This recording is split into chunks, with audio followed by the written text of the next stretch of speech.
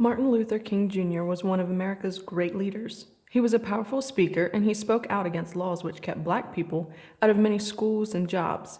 He led protests and marches demanding fair laws for all people. Martin Luther King Jr. was born on January 15, 1929, in Atlanta, Georgia. Martin's father was a pastor. His mother had been a teacher. Martin had an older sister, Willie Christine, and a younger brother, Alfred Daniel. Young Martin liked to play baseball, football, and basketball. He liked to ride his bicycle and to sing. He often sang in his father's church. Young Martin played in his backyard with his friends. One day, he was told that two of his friends would no longer play with him because they were white and he was black. Martin cried. He didn't understand why the color of his skin should matter to anyone. Martin's mother told him that many years ago, black people were brought in chains to America and sold as slaves. She told him that long before Martin was born, the slaves had been set free. However, there were still some people who did not treat black people fairly. In Atlanta, where Martin lived, and elsewhere in the United States, there were white-only signs. Black people were not allowed in some parks, pools, hotels, restaurants, and even schools. Blacks were kept out of many jobs. Martin learned to read at home before he was old enough to start school. All through his childhood, he read books about black leaders. Martin was a good student. He finished high school 2 years early and was just 15 when he entered Morehouse College in Atlanta. At college, Martin decided to become a minister. After Martin was graduated from Morehouse, he studied for a doctorate at Boston University. While he was there, he met Coretta Scott. She was studying music. They fell in love and married.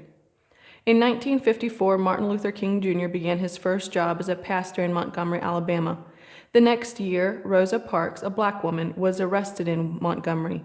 She had been sitting just behind the whites-only section on a bus. When all the seats in that section were taken, the driver told her to get up so a white man could have her seat. Rosa Parks refused. Dr. Martin Luther King Jr. led a protest. Blacks throughout the city refused to ride the buses. Dr. King said, "There comes a time when people get tired of being kicked about." One night, while Dr. King was at a meeting, someone threw a bomb into his house.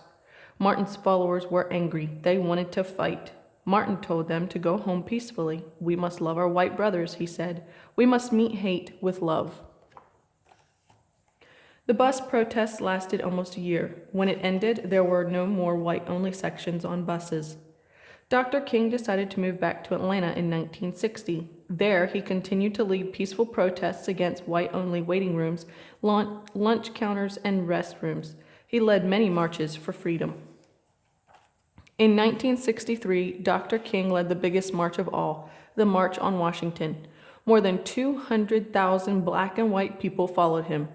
"I have a dream," he said in his speech. "I have a dream that my 4 children will one day live in a nation where they will not be judged by the color of their skin, but by the content of their character."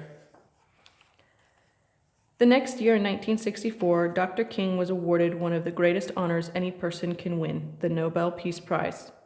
The country was changing. New laws were passed. Blacks could go to the same schools as whites. They could go to the same stores, restaurants, and hotels. White-only signs were against the law. Dr. King told his followers to protest peacefully, but there were some riots and some violence.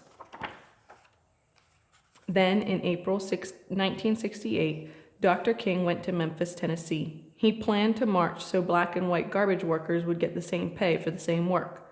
On April 4 in Memphis, Dr. King stood outside his motel room. Another man, James Earl Ray, was hiding nearby. He pointed a rifle at Dr. King. He fired the gun. An hour later, Dr. King was dead. Martin Luther King Jr. dreamed of a world free of hate, prejudice, and violence. Carved on the stone which marks his grave are the words, "I'm free at last."